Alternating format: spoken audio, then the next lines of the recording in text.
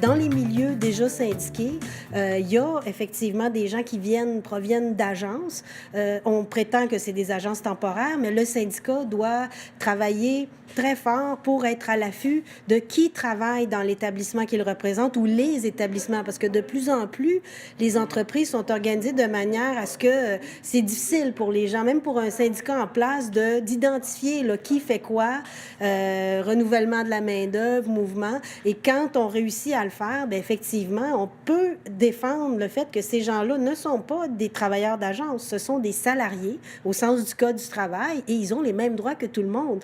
Récemment, on a gagné une cause pour réintégrer les travailleuses d'agence. Il y en avait qui travaillaient pour l'entreprise, une entreprise publique, un CRDI, depuis 25 ans, 30 ans d'ancienneté. Mais puis ces femmes-là, elles ont eu le courage de se battre parce qu'elles, c'était naturel. Elles se disaient, mais on travaille pas pour l'agence, on travaille pour l'établissement, puis on veut les mêmes conditions. Pourquoi nous, on est payé 12 piastres de l'heure, puis que les préposés dans le secteur public sont payés 19 de l'heure? Alors nous, on perd beaucoup, puis on fait le même travail que... Alors oui, on s'est battu. Elles ont vécu 3 ans d'incertitude. On vient d'avoir une entente pour... permettre leur réintégration à 19 de l'heure, avec 4 semaines de vacances, avec une convention collective, avec leur reconnaissance de leur ancienneté aussi, ce qui est quand même important dans l'acquisition de... Et il reste à faire un travail politique et à conscientiser le mouvement syndical, à se mobiliser autour du travail politique. Pas juste quelques individus conscientisés, mais il faut que ça devienne plus large pour qu'on puisse changer la loi, parce qu'avec de meilleurs droits pour les individus, on a un meilleur levier pour l'action collective. Un et va avec l'autre. Action collective pour augmenter les droits des individus et plus d'individus capables de s'émanciper pour participer à l'action collective.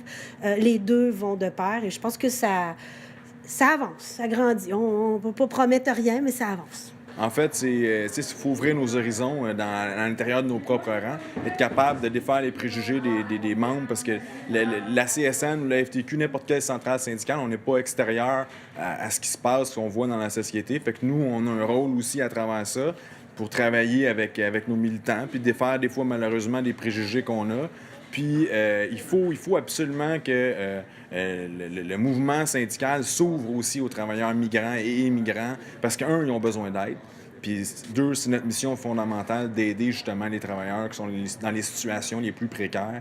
On se concentre beaucoup, puis c'est normal, puis c'est correct, sur des batailles qu'on fait actuellement pour préserver nos acquis, pour améliorer même le sort de personnes qui sont peut-être pas dans une situation aussi grave que certains travailleurs immigrants ou migrants, mais qui sont dans des batailles pour améliorer leur convention collective, améliorer leurs conditions de travail. Il faut faire ça, mais il faut faire l'autre partie aussi. Puis l'autre partie, c'est s'occuper de ces gens-là qui sont dans des parties de l'économie qui sont super difficiles à syndiquer, qui sont facilement, justement, exploitables par les employeurs, par les patrons. Puis il faut s'occuper de ce monde-là, les aider à se prendre en main, puis les accompagner, puis leur donner les outils qu'il faut. Un travailleur qui dit « j'ai un problème, le patron me manque de respect ou me traite de maudit mexicain ou de maudit guatémaltèque ou il rit même si je comprends pas, je comprends qu'on abuse de mes droits en tant que personne ou en tant que travailleur. Mais moi, en tant que travailleur, est-ce que je suis prêt à risquer à perdre ma job pour faire une plainte à la Commission des normes du travail ou à faire une plainte aux droits de la personne ou faire une plainte peu importe avec qui, ou même à me syndiquer. Donc, il y a toujours, c'est comme la guillotine qui leur pend au bout du nez. Et puis souvent, ils font la plainte, puis ils se font mettre dehors, puis on continue à lutter pour eux, mais le problème, c'est qu'après ça, le gouvernement du Canada ne les laissera pas rentrer au Canada.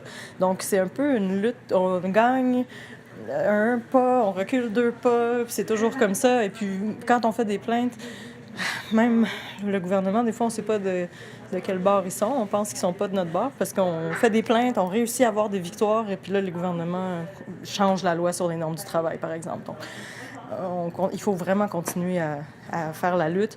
Puis comme je disais aussi tantôt, les consommateurs ont le pouvoir entre leurs mains aussi d'encourager des entreprises qui sont syndiquées. Puis qu'au moins, on sait que dans ces entreprises-là, bien, les travailleurs ne seront pas maltraités puis ne seront pas ridiculisés parce qu'ils ont une convention collective qui les protège puis qui les lie à cet employeur-là. Donc, ça ne rend pas l'employeur meilleur, mais au moins, il est obligé de respecter les employés. Alors, les rôles des TUAC au Mexique, les rôles internationaux des TUAC au Mexique, peut s'expliquer un peu sur cette perspective de faire de l'incidence auprès du travailleur avec de l'éducation et du soutien auprès de la société, avec l'information auprès de l'État en exigeant d'une façon ou d'une autre des réformes nécessaires. Alors, concrètement, pour les TUAC, qu'est-ce que ça a voulu dire? Bien, on a fait beaucoup d'approches au niveau des législateurs mexicains. On a dénoncé certaines clauses du contrat qui nous paraissent pas seulement injustes, mais illégales aussi. Essayer de faire de la pression autant sur le ministère d'Affaires étrangères mexicain comme sur le ministère du Travail mexicain, mais surtout et avant tout, signer des ententes, des protocoles de collaboration et de coopération avec d'autres organismes qui touchent à un moment donné à ces travailleurs-là. Alors, c'est vraiment d'arrêter de voir la migration comme un phénomène national et de découvrir que c'est un phénomène transnational et dans cette mesure-là, concevoir la multiplicité d'acteurs qui interviennent pendant les processus et outiller dans la mesure de notre capacité ces acteurs-là. Mais si on pouvait augmenter un peu la qualité de ces mouvements-là et donner de la capacitation, de la vraie capacitation pour ces travailleurs et de la vraie protection pour ces travailleurs-là, alors on serait complètement ailleurs.